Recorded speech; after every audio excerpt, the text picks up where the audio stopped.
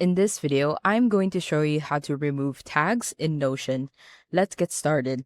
After successfully logging in into your Notion account and being able to access the homepage, the first thing that you want to actually do is you want to go to the specific database in which has your tags in it. And to do that, you want to go to the left-hand side and either under the private or team spaces, go ahead to your specific page. Within this page, I actually have a lot of things as well as a lot of tags.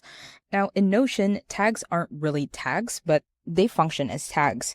You can actually pick what type of tag they are.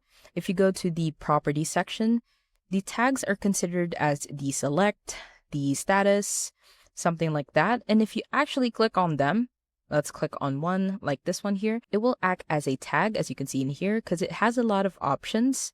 Now, to remove them, depending on what you have, you want to go and click on the specific tag, and then you will see a lot of options in here. Simply go and hover into it, and on the right-hand side, you will see an option to delete them. Click on delete.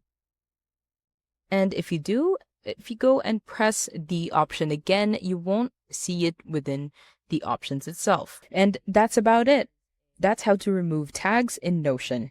If you have any questions, please let me know down in the comments below, and I'll do my best to help you out.